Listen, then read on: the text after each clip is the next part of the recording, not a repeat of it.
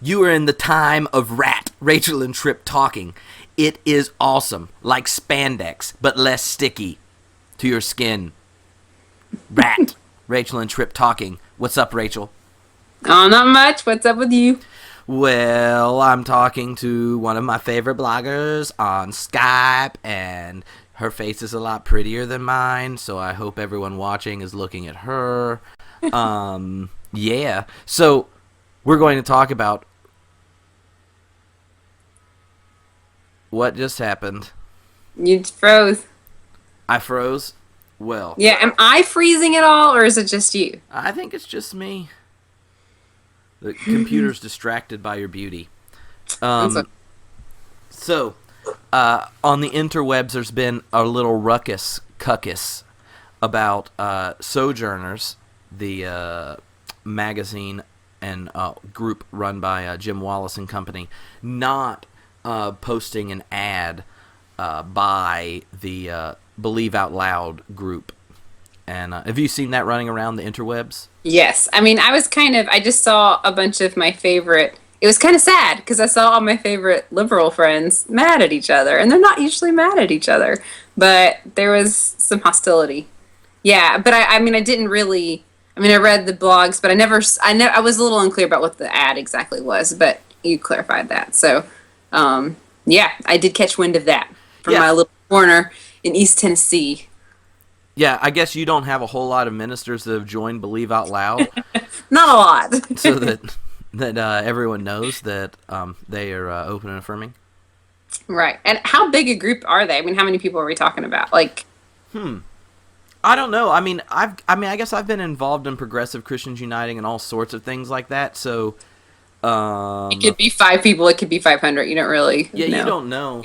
I mean, Believe Out Loud's a pretty big group, and they have done like professional video stuff and an online campaign and things. But running in UCC circles and at Claremont, it's not odd to find people who believe out loud about being open and affirming and stuff. So were you angry, or do you think it's an overreaction? No, well, What's your... You know what's funny? So I was talking to one of my youth on a retreat, and I was gone that whole time, so I didn't get to write some like blog posts and join the mayhem. But which might be good.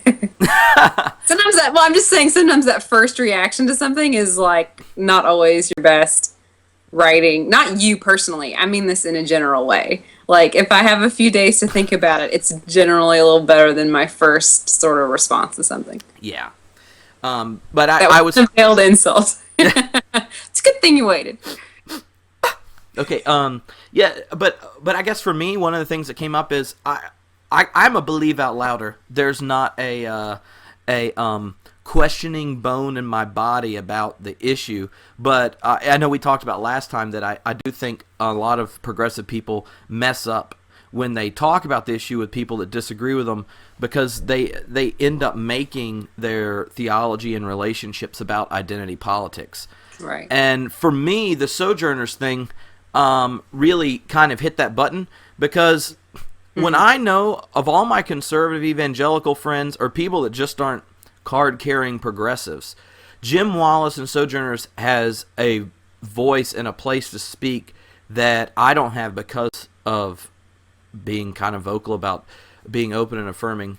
And so when you harass someone and give them such a hard time publicly and not support them because they don't want to have an opinion on the issue, it's kind of disappointing to me, because you're making then a stance on identity politics and your position on sexual identity and such, trumping one's commitment as the church for social justice and change over economic issues, poverty issues, and planet issues. Right.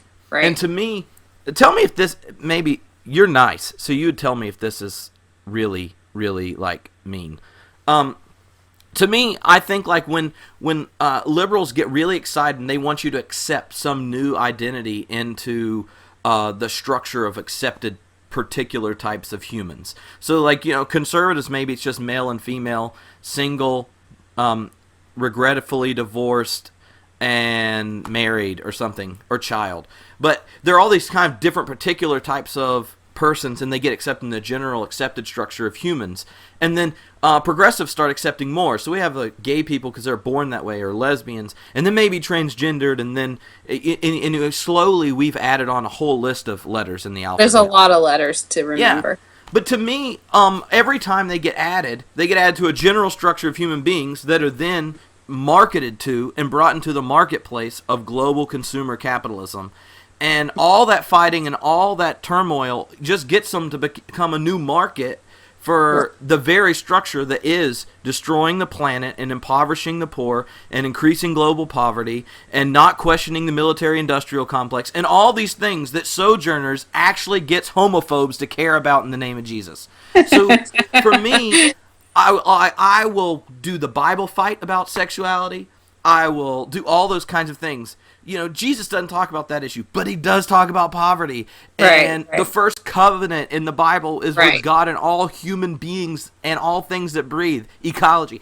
So for me, the focus on identity politics is really distracting. And even if you win, if everyone in all of America goes PCUSA style, congratulations Presbyterian, and will ordain and marry gay and lesbians, if we don't address poverty and the planet, human beings will cease living if we don't address the ecological issues and the poor grow. And that to me is just a distraction. So I was disappointed. I think the problem too is that the problem I see and I feel myself is that it's like if you don't have the right opinion about this, you know, in one area, then you're out. Like, which really, I mean, like I was saying before, I mean, I'm familiar with fundamentalism from sort of the right, but sometimes, you know, people on the left can be fundamentalists too. And I do think it's problematic when you say, well, you have nothing left to offer because you don't fall in line here. Mm-hmm. You know, and I mean, I really can see both sides of this. I see, you know, it wasn't like it was their opinion. It's just an ad, like, you know, it's the big deal.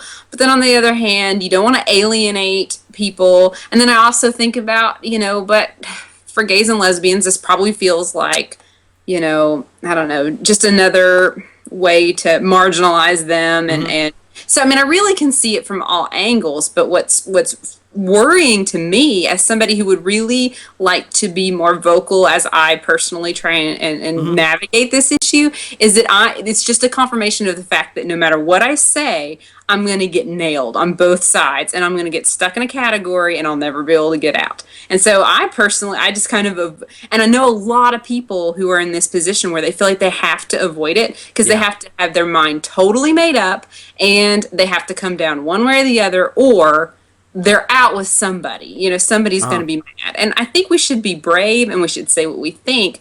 And I'm the kind of person who usually is very vocal about what I'm struggling with and what I'm working through. But on this issue, I have learned, you know, like, I'm afraid I'm going to have to wait until I have it all figured out because, you know, like, I'll be stuck, whatever I say, you know, I'll be stuck there. And I think a lot of people feel in that position. And so the tragedy is that they're not able to work through it together because whatever you say can land you can lose your job or you could lose your friendships or your readership or whatever it may be for simply not fitting into a category, you know. And that's what troubles me about the whole, just the reaction was so strong. I was like, oh boy, well, I mean, I wouldn't tell my progressive friends that I have these thoughts and I won't tell my conservative friends that I have these thoughts, so you can't. You'll get shut out of the conversation. And so you just have to, it's too bad. I think I don't know, a lot of people are kind of struggling through this silently. Yes, like you're allowed to believe out loud no matter what your opinion is if you have it. But you can't think out loud. Yeah, you can't. Because it will be held against you in the court of the biblioblogosphere. It's true. Yeah, and publishers such. I mean, I was talking to a publisher that's popular conservative evangelical one, and they said, oh, well, we were really interested in this thing I sent them. You know, you're very vocal about being open and affirming, and that's very difficult for us. And I was like, okay. I mean, like, but I mean, I know that there are people, that's their tribe, and they're really close to them on that. Right. And I know tons of people have published books their publishers would not have published if they were open about what they think. And that to me is just really sad.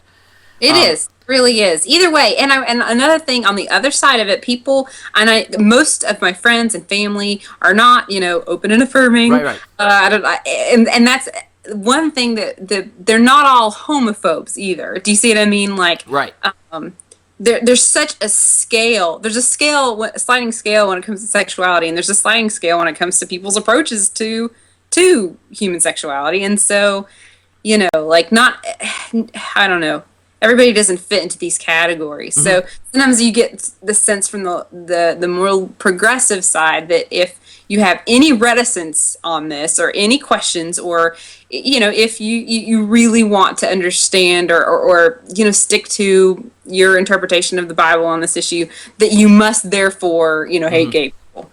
And that is just not true. I know a lot of people who they believe that homosexuality is a sin, and they're very good, loving people who don't hate gay people. Now, right. Whether or not you agree with that, and whether or not you think that's the right conclusion, it's just like anytime you start guessing on motives, it's just, and there are homophobes out there too. Believe me, I've encountered those as well, where they're just using the Bible to sort of support their hate.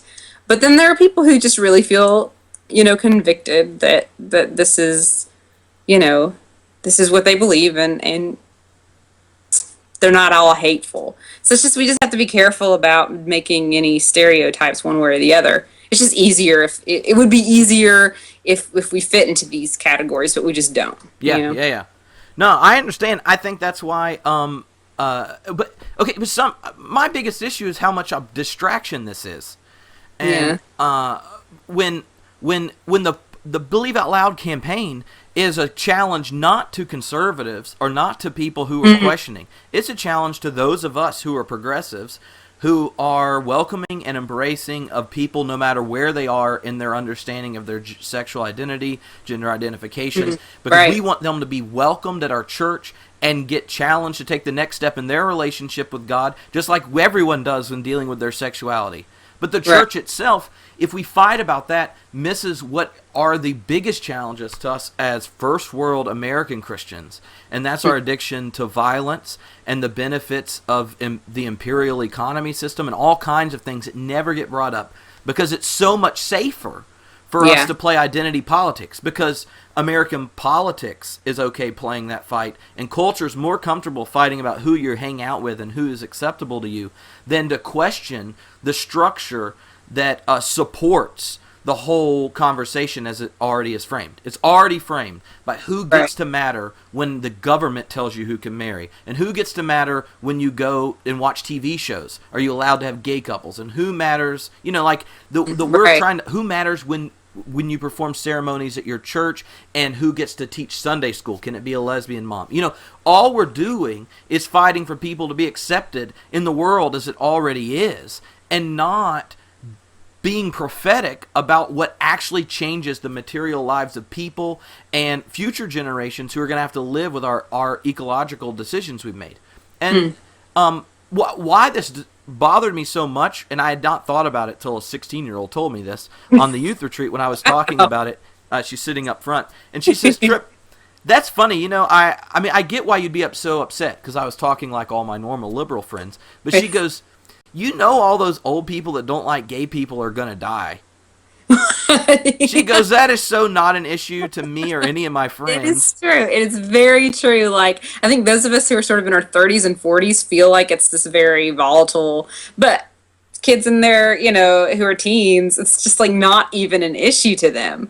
I think we'll be surprised by how quickly this will blow over. Now, that's going to make some of, my readers mad and some of them glad, but, I do think it will blow over.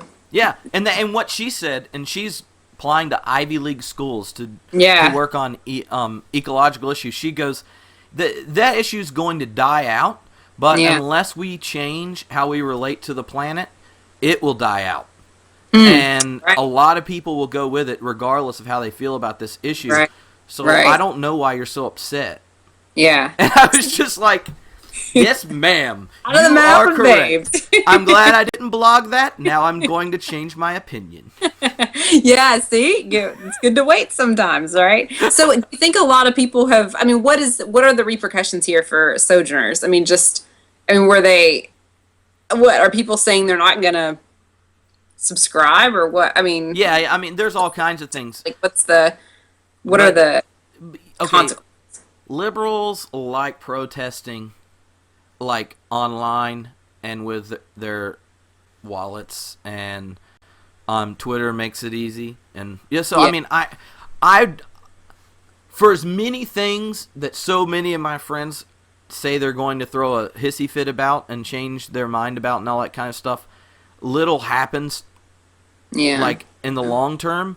And I yeah, think this, like, I hope that we recognize as progressives how big an ally Sojourners is when it yeah, goes to the poor in the planet, and they aren't saying anything against this other issue, but right, if they're going to help us live out loud about caring for the poor in the planet and be our advocates in Washington and that kind of thing, and give thoughtful theological reasons for people of all parts of Christendom to care yeah, about these yeah, kind of issues, then I would hope that when temper's cool, yeah, we can still support Sojourners. yeah. But you know, I really have friends with that one issue about sexuality. If you don't answer correctly, and this goes for people on left and right, they're done. It's so true. That's And it. I really don't even know what issue that would be for me. Yeah, The only time I remember ever getting flaming mad about something like that was when I had a friend who was preaching on a chapel service before Easter, and she wanted to use as the sacred text a section from the Tao, like, you know, like the Tao, like the Taoist faith, the Tao, their holy book. And I just remember thinking, like, because I was in the worship playing, me like, what in the world? You're like, it's Holy Week, you know, like, I was just like, that's the only time I remember just thinking, like, I like, cannot have a that's part of it. this. Yeah. And then, I mean, I still went to the service, and she used it. It Yeah. was a beautiful sermon, Yeah. and and it was anyway. I just remember I was just, like, I heard it, and all of a sudden the triggers flipped. I was just Like red. I am undone. Like, so maybe I don't care how you exegete it. You just need to read the Bible. Yeah, I think people need to have a little bit more, like, just grow with, well, no, I gotta be careful what I say here, but, like, just, I don't know. If you're the kind of reactive person who it's like, I can't be a part of this, it's just, you're gonna end up being very isolated, because the fact of the matter is we have to work with people we don't agree with. I mean, that's just it, you know? Yeah. I mean, a really big tent, frankly, has to include people who are not affirming. I know that Yeah. that's hard, and I get why that's hard. I really do. I get why that's hard. Well, no, I can't ever totally understand how hard that must be for some people. But I mean, I just otherwise, how are any of us going to learn from anybody? How can we? I don't know. Yeah, I just I'm tired of these litmus tests. I get them from the fundamentalists on the right, and I get them from the fundamentalists on the left. And the fundamentalists on the left want to know how I feel about gays and lesbians, as do the people on the right. People on the right want to know how old I think the Earth is. They want to know, do you believe in inerrancy? There's all these litmus tests, and sometimes I'll get emails from people that are just 10 questions. And it's predictable. Inerrancy, homosexuality, evolution. It's just feminism. All these things, and I can just tell they're just testing me. And it's like Rachel, we need to do a RATT where you give me the litmus test that you get from your friends. You would fail all of them. I know, but it would be funny. And you would just say, "Look, Tripp is crazy." I would never say that, and then. You could be like, you want to know what I don't think? That.